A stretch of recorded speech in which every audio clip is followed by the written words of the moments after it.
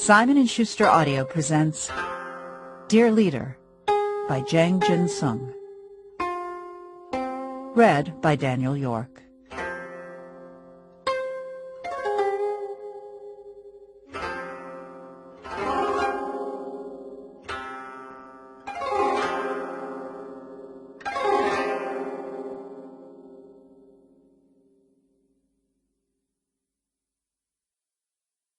Translator's Preface.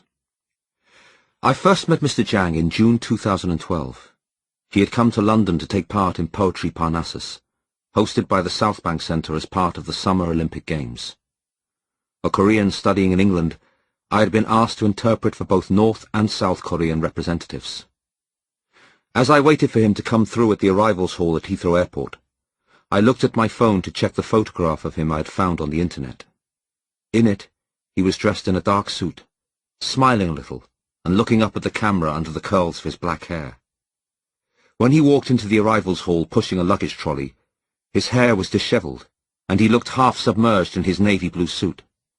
His white cuffs poked unevenly from his jacket sleeves, and his light pink tie did not sit quite straight. We exchanged greetings in Korean, bowed and shook hands. As we walked to the car, I pushed the trolley. He opened the door of the black van for me and held out his hand to steady me as I climbed the steps. When we set off for the South Bank Centre, he hung a camera around his neck, while I prepared myself to make conversation. I pointed out London sights for him as he snapped shots and admired the landmarks. Among those buildings I pointed out was the MI6 headquarters of Vauxhall Cross, and I took my chance to break the ice between us. Apparently, this is where women who want to snag a James Bond type hang out. Suddenly, the rather formal atmosphere between us evaporated and he burst into laughter. He said that if those women ever found out that real spies were just people like him, they might stop waiting and go find themselves a proper man. By the end of his stay, we had become friends, talking easily instead of in the formal manner of those from neighbouring nations who had become distant strangers after half a century without contact. Even today, North Koreans are not permitted to communicate freely with anyone from the outside world. Not by email, not by phone, not in person. It doesn't help the media portrayals of North Korea, based on an outsider's perspective, focus on the inscrutability of its system, the strange dynasty of Kims, the endless heavy boots marching in line, or the uneasy prospect of its nuclear arsenal. There is far more to its people than the public shows of mass obedience and hysterical tears. The North Korean experience is a complex and dysfunctional relationship between a system and the people ensnared by it, of which Mr. Jang is a unique witness. Not only did he live at its heart, but he escaped from it. In this book he ends his account in 2004, and some things have changed in North Korea since then. Informal and illegal marketization from below, rising from the ashes of North Korea's economic collapse in the mid-1990s, has continued to impact significantly on the nature of social transactions conducted between individual and state. The purge and execution in December 2013 of Jang Sok-taek, uncle to the current ruler Kim Jong-un, made headlines across the world. The graphic accusations against him were published in a very public manner by being broadcast on state television and released quickly to a foreign audience, and the incident was noted for breaking from the past in many ways. But these events did not occur in a historical vacuum, and, in order to make sense of North Korea's present, you have to know its past. Particularly, you have to recognize its persistent dualities between words and deeds, propaganda and reality, and the manner in which these dualities work for the outsider versus the insider. Without an appreciation of this, North Korea will remain inscrutable and our exchanges cyclical. Mr. Jang was not a politician but a poet, and this is precisely why he is intimately familiar with the regime's myth-making, and why his memoir is about the dismantling of facades. The outside world's approach to North Korea is based on many deceptions, for which all sides are responsible, and on which the status quo depends. Mr. Jang's escape from North Korea really began when he realized, I was restless with the yearning to write realist poetry based on what I saw, and not loyalist poetry based on what we were all told to see. It remains impossible for an outsider to gain access to the state's internal workings by doing business with or making trips to North Korea. Not only are there strict layers of control and hidden power structures in place, but proxies and agents are deliberately disguised as prominent insiders whenever North Korea deals with foreigners and presents itself to the world. It has also long been thought that no defector can speak with authority on the workings of the system, due to its highly compartmentalized nature. In this respect, Mr. Jang is a clear exception. At first I was suspicious rather than skeptical. I asked how it was that the outside world still did not know the things he knew, and he replied that it was in order to address this that he had decided to leave the sphere of intelligence just over a year before our meeting. We both recognized the need for his knowledge to reach a wider audience. As he says, if North Korea has lies and nukes, I have the truth and the written word. Mr. Jang has never overplayed his knowledge or experiences. If anything, he has been too modest, and it was only through writing this book that he realized how many essential insights he had to share. I admit to feeling frustrated by how often he underplayed, or was required to underplay, his knowledge. I respect his decisions and understand the circumstances, but that did not stop me from wishing he could reveal more of the truth. There is much that is not and cannot be said in this book. The passage of time will allow for more light to be thrown. In the meantime, I hope this account can serve as a basis on which to reassess our understanding of North Korea. The North Korean regime's doublespeak and opacity are two of its crucial pillars of power. Regardless of whether the world could not see through those facades, or was reluctant to do so, Mr. Jang's memoir reveals that understanding North Korea's past and its persistent dualities is the key both to clarifying its present and to unlocking changes to come. Shirley Lee.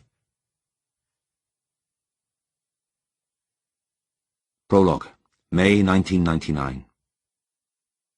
A little after midnight, just as I'm settling into bed, the phone begins to ring. I decide not to answer before the 5th ring, and hope it will stop before then. When it rings a 6th time, I imagine my parents waking up, annoyed, and I pick up. I am ready to give whoever is on the other end a good telling off. Hello? In the silent house, my voice sounds more intrusive than the ringing phone. This is the first party secretary. At these words, I involuntarily jerk upright and jar my skull against the headboard. I am issuing an extraordinary summons. Report to work by 1 a.m. Wear a suit. You are not to notify anyone else. Although in this country we are accustomed to obeying even the strangest command as a matter of course, it's disconcerting that the first party secretary himself has just given me an order. He is the central party liaison for our department. Under normal circumstances, I would expect to receive orders from the party secretary of Division 19 or Section 5, in keeping with my position in the party's organizational hierarchy. On top of that, he has used the term extraordinary summons. This usually refers to the mobilization of troops. When the United States and South Korea perform joint military exercises on the Korean peninsula, our nation responds by conducting nationwide mobilization drills. The call to take part in these is referred to as an extraordinary summons. But we are usually notified through deliberate leaks in advance of such a call. Individual Workers' Party units and sections, under fierce pressure to outperform their rivals, are always seeking to gain an edge. Employees of those well connected enough to be in the know remain at work on the specified day, reporting for duty ahead of those who have unwittingly gone home for the evening. However, if this were a standard military mobilization summons, I would not have been asked to wear a suit. We cadres who belong to the Central Party, unlike ordinary North Koreans attached to regional or departmental party branches, know that an extraordinary summons can also lead to an encounter with Kim Jong-il, our dear leader. When someone is summoned to meet him, there is no advance notification. Not even the highest-ranking generals are made aware of the operational details of these meetings. An invitation to meet Kim is relayed through a first party secretary, who is summoned to a party committee room that has been placed under lockdown by dear leader's personal bodyguards. Under their close surveillance, the first party secretary receives a list of names and issues the individual summons for each cadre, with the logistics of the encounter carried out in strict secrecy. In this situation, the term extraordinary summons is the code phrase that sets this clandestine process in motion. But the same phrase can have a third, more perturbing meaning. The Ministry of State Security uses it when carrying out secret purges of high-ranking officials. On receiving an extraordinary summons at night, a cadre might leave his house alone, taking care not to wake his family, before disappearing into a prison camp or being executed. Thankfully, I am confident that the third scenario will not apply to me. In fact, I can't wait to leave the house. Only a few days ago, the first party secretary had dropped a subtle hint of glory to come. As instructed, I put on my best suit and tie. In Pyongyang, there are no taxis available after midnight, and motor vehicles must have a special night license to travel after this time. So although it is pitch dark outside, I hop on my bicycle and pedal to work. Bicycles are one of the main forms of transport, but unlike most bikes, mine is brand new and has been specially shipped to me by a relative stationed overseas. Outside, there are no streetlights lit. The silence of the capital city is so absolute that I can only sense the presence of passers-by before their dark shapes loom into my vision. The electricity supply is in a perpetual state of emergency, even though there are 2 power stations serving the city. The aging Pyongyang thermoelectric plant was built with Soviet support in 1961, and the East Pyongyang thermoelectric plant was built in 1989, but neither produces enough power to supply more than one district of the city at a time. So, like a roaming ghost, power settles in rotation on sections of Pyongyang for about 4 hours a day. One area of the city is always bright, though, the Jong-il area, which lies at the heart of Pyongyang. This is where central party offices, senior cadres' residential areas and buildings for foreigners, such as the Koryo Hotel, are located. My workplace, Office 101 of the United Front Department, UFD, lies at the heart of this bright central district. Nearing the compound, I notice that it is more brightly lit than usual, with the grounds as well as the usual guard posts lit up. As I enter the gates, I exclaim to myself, "Yes, I am going to meet the general." In the courtyard stand 30 or more soldiers dressed in the dark mustard-coloured uniform of dear leader's personal guards. They wear the characteristic X-shaped leather harness that supports a pistol on each side. 3 beige Nissan vans with curtained windows are parked one behind the other, each big enough for a dozen passengers. The party secretary for South Korean affairs greets me in person, besides whom the prestige of the first party secretary, who phoned me earlier, pales in comparison. He leads me towards a 2-star general with a clipboard, who seems to be supervising the operation. The other soldiers refer to the man as Comrade Deputy Director. After briefly looking me up and down, the general barks, "Stand him over there!"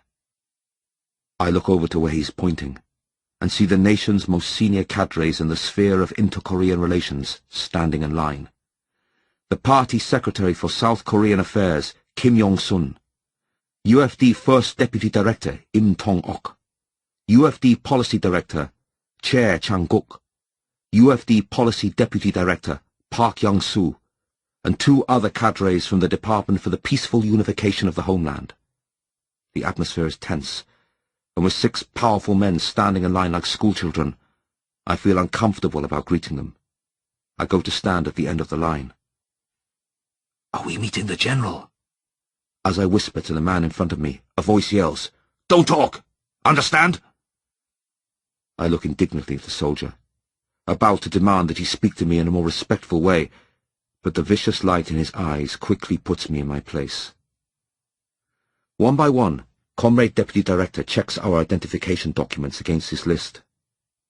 We climb in silence into the middle vehicle, according to our position on the list. We take our assigned seats. The soldier who yelled at me for whispering is the last to step into the van. I'd thought he had treated me condescendingly because I am only in my 20s, but now I hear him speaking in a rude, officious manner, even to Central Party cadres who are twice his age. "Don't open the curtains! Don't get out of your seat! Don't talk!" he barks. Even more alarming than his insolence is the fact that my comrades meekly reply, "Yes, sir." Even Kim Yong-sun and Im Tong-ok, two of the most senior cadres in the country, are lowly men in the presence of dear leader's personal guards. Through the open door of the van, I watched the remaining soldiers scramble into the other two vehicles. Soon the door is pulled shut and the engine starts. As the van begins its journey, my stomach churns with anxiety, but I know that an encounter with dear leader is a wondrously momentous event. Thick brown curtains seal off the windows and separate us from the driver. Unable to see out of the van, I begin to feel a little carsick. After a 2-hour journey in silence, and much to my relief, we finally arrive at a railway station. It is around 4 a.m. We climb out of the van, and as I regain my bearings, I realize we have come to Yongseong, a first-class station. In a population of over 20 million, there have only been 2 first-class citizens, Kim Il-sung and Kim Jong-il. First-class stations are reserved exclusively for their use, and there are dozens of these stations scattered across the country. The station roofs are camouflaged in green to make them difficult to spot through satellite imagery. At ground level, the buildings are unmarked, but heavily armed guards patrol them, and they are enclosed by high walls. Yongseong Station is in the northern outskirts of Pyongyang, usually less than half an hour away from where we began our journey. I recognize my surroundings because I have passed by the place on several occasions. At first I'm puzzled that it has taken so long to get here, but I can't suppress a grin when I realize that the vans have tried to confuse us by taking a deliberately circuitous route. As we move from the van to a train, we go through another series of identity checks. The special train reserved for this occasion is different from ordinary trains. The sides of the carriage are painted grass green and the roof is white. From the outside, the marking suggests that it was made in China. Above the door handles, the word Beijing is painted in bright red Chinese characters. But when I step into the carriage, I spot prominent Mitsubishi logos that portray its true origin in Japan. The seats in the carriage have been replaced by single beds and everything is arranged open plan, presumably so that the guards can keep watch over us. As at the start of the journey, the rules are barked out. Don't touch the curtains. There are blankets under the beds. Remain in your bed throughout the journey. Sleep until the train comes to a stop. Notify us if you wish to use the toilet. Break any of these rules and you'll be removed from the train. Immediately. The guard takes care to put added emphasis on that final word. I feel that if I make one wrong move, I might be thrown off this train and out of my privileged existence altogether. During the long night ride, no one speaks a word, not even to ask to use the toilet. There is only the sound of the train rattling along the tracks. I close my eyes and count the rhythmic beats, trying hard to fall asleep. The special train dispatched for just 7 civilians comes to a halt at around 6 in the morning. We have stopped at Galma, a first-class station in Gangwon province. When I step down from the carriage, the cool dawn air on my face is refreshing. I realize how tense I've been in the presence of the soldiers. Policy Director Chair Chang-guk elbows me as he overtakes me and flashes a grin. He's like a child, unable to contain his excitement. We are transferred once again to another waiting van. After an hour's drive, again in silence, we climb out at a small pier surrounded on all sides by cement barriers, where we board a waiting launch. The waves lap gently, but the brackish smell of seawater is overwhelming. The boat starts with a lurch and a deafening roar as the engine sparks into life. A moment later, I absorb the fact that I am on a boat for the first time in my life. It accelerates recklessly, seemingly intent on tossing me into the waves. I lean forward to hold on to the railing, but a soldier suddenly puts his arms around me from behind and pins down my hands. A shiver runs down my spine. I tell myself that the closer we get to dear leader, the stronger must be our show of faith in him. I glance around and see that each of the 6 other passengers is similarly held in place by a soldier acting as a human safety belt. Staring back into the distance, where the 2 strands of white foam in our wake merge into one continuous stream, I shout at the top of my voice over the nation's roar, Is this a Navy boat? My guard smirks, even as his forehead wrinkles with the effort of understanding what I am trying to say above the racket of the engine. The Navy? Ha! The Navy doesn't have a boat as speedy as this. This one's ours. It belongs to the Guards Command. It's pretty fast, isn't it?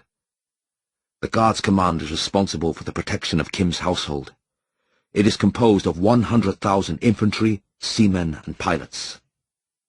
Although he has to shout, I notice how my guard has abandoned his officiousness and talks conversationally, perhaps because we are speaking without an audience. This makes me feel a little better. As he says, the boat is very fast. A cap blows off the head of one of the guards and flies off into the sea, where it lands on the water. I watch it grow smaller among the waves and then disappear. After about 20 minutes, we slow down near a tree-covered island. I wonder if we've been going round in circles within a small area, just as we had done on the journey to Yongsan Station. The bow of the boat drops, and the island comes into clear view. From the pristine wharf to the manicured woods on either side of the pavement, everything is spotless. It looks as though the place was completed yesterday. I realize I had been expecting to find our dear leader waiting for us on the pier with wide open arms, just as he does in the revolutionary movies. It is a bit startling to see that no one is here to greet us. The guards lead us to a large hut, where we take our seats in a room that is about 1,000 square meters. We are told to remain silent. Everything is white. The chairs, the floor, the walls. There are no windows. Instead, there are squares of green-tinged light shining from built-in wall panels. At noon, more than 4 hours after we arrived on the island, there is a sudden burst of activity around us. Guards wearing white gloves spray something onto the chair where dear leader will sit. Comrade Deputy Director makes us stand in line again. We are ordered to take off our watches and hand them in, as part of the security procedure. Each of us is then handed a small envelope. The outer packaging has Japanese characters printed on it. Inside, there is a small cotton wipe that smells of alcohol. Comrade Deputy Director instructs us. You must clean your hands before shaking hands with the General. He then comes forward, singling me out for a stern instruction. You must not look into the General's eyes. He gestures to the second button of his uniform jacket and says, You must look here. Understand? I wonder whether this is intended to impress on me my inferiority to dear leader, but the thought quickly passes. We continue to wait as Comrade Deputy Director finalizes seating arrangements. Again, I'm at the back of the line. There are 7 civilians in the room, and more than 20 guards around us. We stand rigidly, staring in silence at a pair of closed gates for perhaps 10 more minutes. They are large and white, and decorated with gilded flowers. When the gates finally open, a guard with the rank of colonel marches through and stands to attention. The General will now enter the room, he announces. Everyone and everything turns to stone. Keeping my head still, I focus my gaze on a point halfway up the arch where Kim Jong-il's face will soon appear. Another minute seems to pass. Unexpectedly, a small white puppy tumbles into the room. It is a Maltese with a curly coat. An old man follows, chasing after the puppy that belongs to him. We raise our voices in unison to salute dear leader. Long live the General! Long live the General! Our combined cheer hurts my eardrums, but the puppy is unperturbed by the noise, probably used to such fanfare. However, dear leader must be pleased that his puppy has shown such courage, because he bends down to stroke it. He then mutters something into its ear.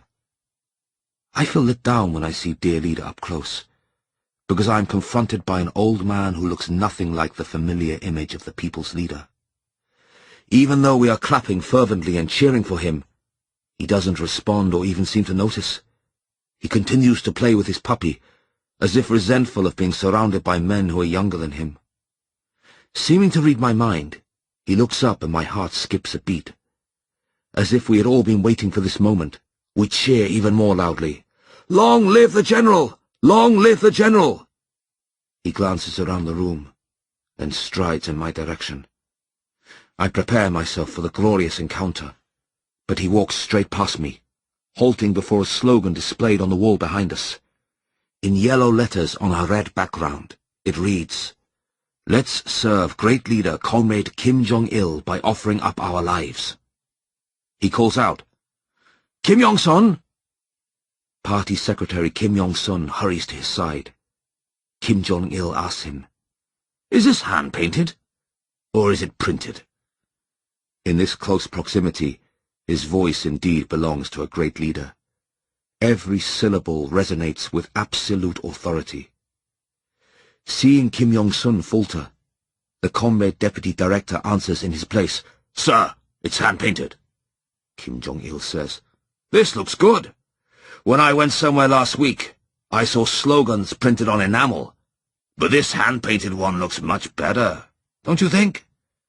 This time, Kim Yong-sung is ready with his answer. "Yes, sir, I agree. In fact, I already made inquiries about this, but I was informed that we will continue to produce enameled slogans, as hand-painted slogans require the use of costly imports." Kim Jong-il ignores him. He steps back a few paces, inspects the slogan for a few more seconds, and gives an order with a quick wave of his hand. "Replace existing versions of this slogan throughout the country with hand-painted ones." I attempt some mental arithmetic. How much would this project cost? At that very moment, the general wheels round, catching me off guard, and thunders, "You boy! Are you the one who wrote that poem about the gun barrel?" I bark my carefully worded response. "Yes, General. I am honored to be in your presence." He smirks as he approaches me. "Someone wrote it for you, isn't that right? Don't even think about lying to me. I'll have you killed." As I begin to panic, dear leader bursts into hearty laughter and punches me on the shoulder. "It's a compliment, you silly bugger. You set the standard for the whole Sungan era." I find myself unable to respond, and it doesn't help that Kim Yong-sun is glaring at me. Before the general takes his seat, Kim Yong-sung finds an opportunity to scold me. "You stupid bastard! You should have thanked him. You should have responded by offering to write poems of loyalty even from your grave," he hisses into my ear. When he is done with me, he puts his joyous face back on and rushes to attend to Kim Jong-il. Returning to his own seat, he gently smooths his hands over his buttocks before they touch the chair, just as a woman does with her dress as she sits down. The other cadres are no less formal. Instead of real people sitting on chairs, it is as if sculptures are set around the room, incapable of movement. Dear Leader's Maltese puppy is the most active being in the room, whimpering excitedly and pacing around its owner's feet. Kim Jong-il seems not to be interested in small talk, and the white Maltese puppy holds his attention. The general remains focused on what the dog is doing, what it might be thinking, but every now and then he shouts, "Hey, Im Tong-ok!" or "Hey, Che Chang-guk!" and the chosen man rushes towards him to be consulted. It makes for a strange scene, in which he holds the puppy in higher esteem than any of his most loyal men. 10 or 15 minutes later, a pair of double doors opens. Men in white dinner jackets and red bow ties appear with salvers held high. At the other end of the room, technicians are bent double, humbly moving to and fro on the stage, adjusting the microphone and lighting. The band are seated and strike up. The feast is about to begin. I can't help but feel it's all a bit of an anticlimax, having expected to hear a sublime new saying or pearl of wisdom from dear leader. But as the food and music get underway, I lose myself in the occasion. I become mesmerized. Every time a new course is brought into the room, the lights in the wall panels change to an eerie new color. When the vegetable dish comes out, the lights go from vivid grass green to light purple. With the meat dish, the lights go from pink to a deep red. It is astonishing to discover that lighting can be part of a meal's presentation. As for the fish course, the platter it is presented on glitters so spectacularly that I can't taste the food. Tiny spotlights are set around the big grey serving platter, making the fish scales shimmer. The wine is slightly tangy. My steward, who like all Kim Jong-il's staff belongs to the Guards Command and has a military rank, points to a label on the bottle that reads, Beardan Sul.